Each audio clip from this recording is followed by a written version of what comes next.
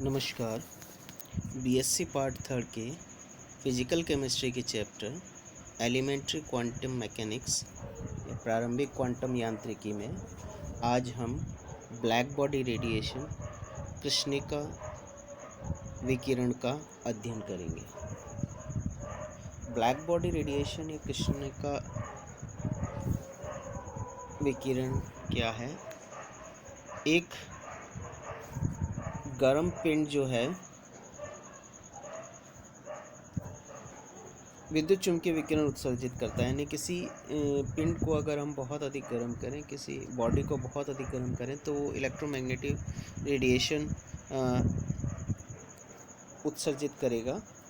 High temperature पर ये जो है विजिबल रीजन के होते हैं, जो ये रेडिएशन होते हैं वो विजिबल रीजन के होते हैं। लेकिन यदि बहुत अधिक ताप कर दें, यानी ताप को और बढ़ा दें, तो ये जो रेडिएशन है वो कम वेवलेंथ वाले नीले प्रकाश की ओर शिफ्ट हो जाते हैं। यानी हम ये कह सकते हैं कि यदि किसी पिंड या बॉडी को बहुत गर्म करें, खूब गर्म करें या हाईली हीट करें, तो पहले वो रेड हॉट होगा, यानी रक्तप्त लाल हो जाएगा। उसके बाद अगर हम इसका टेम्परेचर और बढ़ा दें तो वह श्वेत तप्त या सफ़ेद हो जाता है ना, वाइट हो जाता है। विकिरणों के जो तरंग दैर्घ्य हैं, वेवलेंथ है, तापमान से किस प्रकार प्रभावित होते हैं, इसे ल्यूमर और प्रिक्शिम जो कि साइंटिस्ट थे उन्होंने समझाया।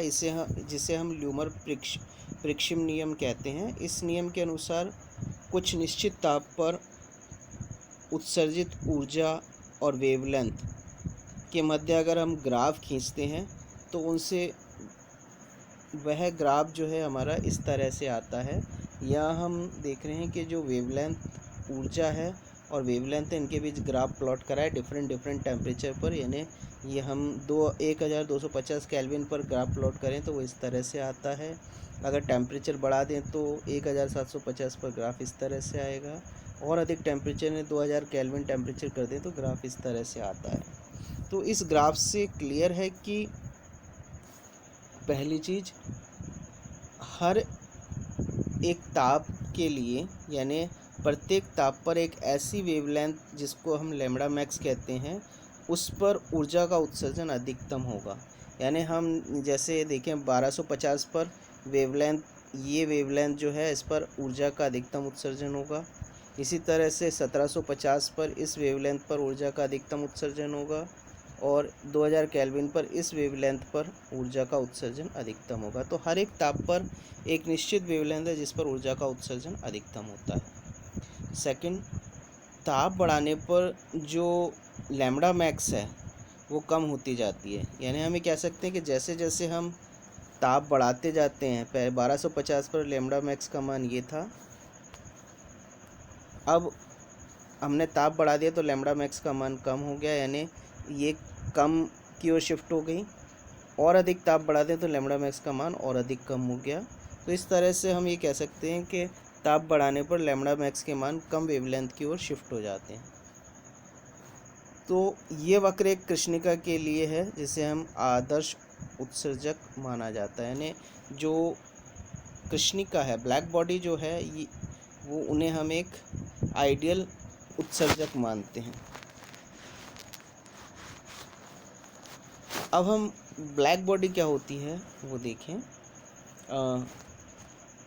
ब्लैक बॉडी एक प्रायोगिक रूप से ब्लैक बॉडी को हम देखें तो एक खोखला पिंड होता है जिसके अंदर, इस पिंड के अंदर जो है ब्लैक कर देते हैं पूरा, उस को ब्लैक, प्लेटिनम ब्लैक से हम लेपित कर देते हैं और इसमें एक छोटा सा छिद्र करते हैं।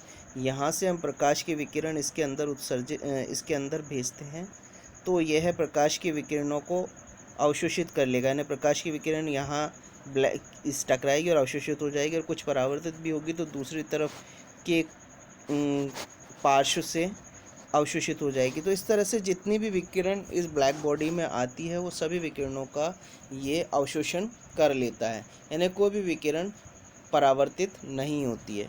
और जब इसको हम ठंडा करते हैं तो ये सभी विकिरणों का उत्सर्जन करता है। तो ये हम कह सकते हैं कि जो ब्लैक बॉडी है वो अच्छे अवशोषक और अच्छे उत्सर्जक होते हैं। कृष्णिका एक ऐसा काल्पनिक पिंड कहा जाता है जो समान रूप से विकिरणों के समस्त वेवलेंथ को अवशोषित अथवा उत्सर्जित करता है। एक कृष्णिका समस्त आपतित विकिरणों को अवशोषित कर लेता है और उनमें से किसी को भी परावर्तित नहीं करता है। यानी एक आइडियल ब्लैक बॉडी के रूप में एक ऐसा पिंड होना चाहिए जिसमें समस्त आंतरिक भाग की तुलना में एक अनंत सूक्ष्म छेद हो, लेकिन वास्तव में प्रायोगिक कार्य के लिए कृष्णिका के रूप में 5 सेंटीमीटर तथा 20 सेंटीमीटर लंबाई वाला एक खोखला सिलेंडर लिया जाता है, जिसके सिरे पर हम 1 से 2 सेंटीमीटर वाला छेद कर देते हैं। अब किसी बॉडी द्वारा आपतित विकिरणों का जो भाग अवशोषित होता है उसे हम अवशोषकता या हम कह सकते हैं एब्जॉर्प्टिविटी, इसे हम लैम्बडा से व्यक्त करते हैं। एक ब्लैक बॉडी जो है चूँकि समस्त आपतित विकिरणों का यानी जितने भी इंसिडेंट रेडिएशन है उनका एब्जॉर्प्शन कर लेता है, इसलिए लैम्बडा की जो वैल्यू होगी वो हमेशा यूनिट होगी यानी इकाई होगी। तो हम ये कह सकते हैं कि ब्लैक बॉडी वह सरफेस है जिसका अवशोषणांक एब्जॉर्बेंस जो है वो यूनिट होगा, इकाई होगा। यानी ब्लैक बॉडी सभी विकिरणों को, उन पर गिरने वाली सभी विकिरणों को अवशोषित कर लेगी। यदि किसी बॉडी के इकाई क्षेत्रफल से इकाई समय में उत्सर्जित कुल ऊर्जा को हम संपूर्ण उत्सर्जन क्षमता या टोटल एमिशन पावर कहते हैं। अब हम ब्लैक बॉडी के बेस पर ही किरचॉफ लॉ को देखें। किरचॉफ लॉ क्या है? इस नियम के अनुसार किसी दिए गए ताप पर समस्त पिंडों की उत्सर्जन क्षमता और अवशोषकता का अनुपात स्थिर होता है। यानी हमने अवशोषक क्षमता देखी E और उत्सर्जन क्षमता लैम्बडा है, तो हर एक पिंड के लिए E अपॉन लैम्बडा का जो मान है वो हमेशा स्थिर रहेगा। यानी E upon lambda equal to E1 upon lambda 1। यहाँ E और लैम्बडा कृष्णिका के लिए उत्सर्जक क्षमता और अवशोषण क्षमता है। किसी पिंड के लिए उत्सर्जन और अवशोषण क्षमता है E1 और लैम्बडा 1 किसी अन्य पिंड के लिए। चूँकि एक ब्लैक बॉडी के लिए लैम्बडा 1 होगा, जबकि अन्य समस्त पिंडों के लिए जो है लैम्बडा 1 इज़ लेस देन 1 होगा। अतः हम कह सकते हैं E is greater than E1 होगा। तो हम ये भी कह सकते हैं कि जो ब्लैक बॉडी है वो अच्छे अवशोषक होते हैं, इसके साथ साथ अच्छे उत्सर्जक भी होते हैं। तो किरचॉफ लॉ हमारा क्या कहता है? E upon lambda equal to E1 upon lambda 1, यानी अर्थात E और लैम्बडा का अनुपात हमेशा स्थिर रहेगा। अब हम ब्लैक बॉडी रेडिएशन के अध्ययन से कुछ नियम हैं उनका हम अध्ययन करें। सबसे पहले लें वीन विस्थापन नियम या वीन डिस्प्लेसमेंट लॉ। वीन विस्थापन नियम क्या है? एक कृष्णिका के ताप तथा उसके विकिरणों के उच्चतम वेवलेंथ के मध्य एक संबंध बताता है ये। यानी वीन डिस्प्लेसमेंट लॉ किसी ब्लैक बॉडी के लिए लैम्बडा मैक्स और टी के बीच रिलेशन बताता है। तो वीन डिस्प्लेसमेंट लॉ क्या कहता है कि किसी ब्लैक बॉडी रेडिएशन के लिए उच्चतम उत्सर्जन क्षमता वाली तरंग दैर्घ्य का मान ताप के व्युत्क्रमानुपाती होता है, अर्थात lambda max proportional to 1/t, या हम ये कह सकते हैं t into lambda max equal to b। यहाँ b एक कांस्टेंट है जिसे हम वीन डिस्प्लेसमेंट कांस्टेंट कहते हैं, वीन विस्थापन स्थिरांक कहते हैं, वीन स्थिरांक कहते हैं। इसका प्रायोगिक मान 2.9 इंटू 10⁻³ mK है होता है।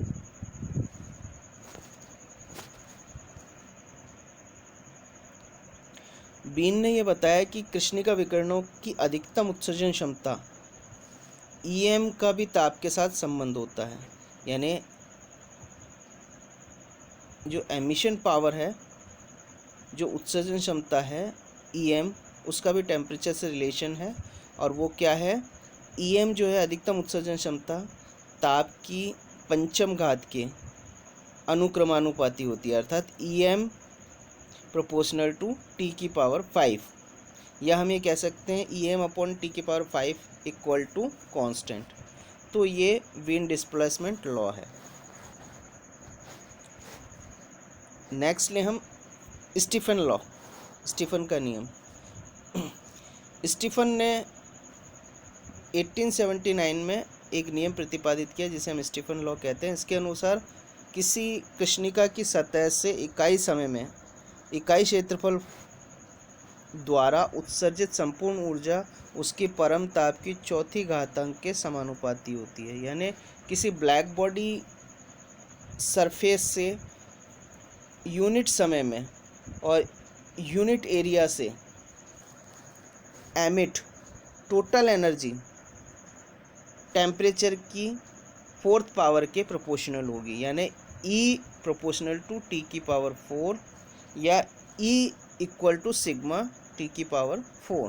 यहाँ सिग्मा जो है स्टीफन बोल्ट्जमैन कांस्टेंट है, जिसका प्रायोगिक मान 5.67 × 10⁻⁻8 Wm-2 K-4 होता है। अर्थात किसी कृष्णिका की 1 सेंटीमीटर स्क्वायर सतह से 100 केल्विन ताप पर लगभग 5.7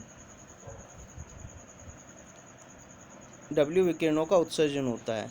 यदि समस्त तरंग दैर्ध्यों के मान ध्यान में रखें तो यदि कृष्णिका की सतह का क्षेत्रफल A और टेम्परेचर T हो तो उत्सर्जित ऊर्जा क्या होगी? E=A∑T⁴T।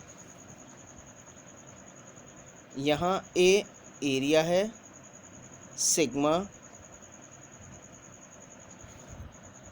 स्टीफन बोल्ट्जमैन कांस्टेंट है, T टेम्परेचर है और स्मॉल t जो है वो टाइम है।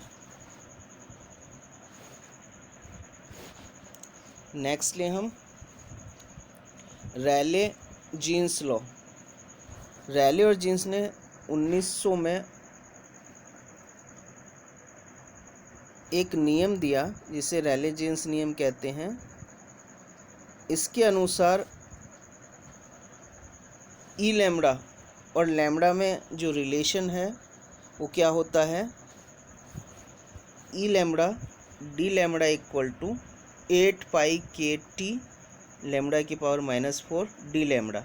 यहाँ हम ये कह सकते हैं E lambda equal to 8 pi KT upon λ⁴। यहाँ के जो है बोल्ट्जमैन कांस्टेंट है और E lambda D lambda lambda M lambda plus D lambda के परास में ऊर्जा विकिरण घनत्व है तथा प्रत्येक कंपन की विद्या की औसत ऊर्जा KT है। यहाँ जो ई लैम्बडा है वो ई लैम्बडा तरंग दैर्ध्य की चौथी घात के व्युत्क्रमानुपाती होता है। अर्थात हम ये कह सकते हैं लैम्बडा के मान अर्थात ई लैम्बडा प्रोपोर्शनल टू 1/λ⁴। यहाँ लैम्बडा के मान में कमी, तो हम ये कह सकते हैं कि लैम्बडा के मान में कमी होने पर ई लैम्बडा का मान बढ़ता है। तो ये रैले जीन्स का नियम कहलाता है। Thank you.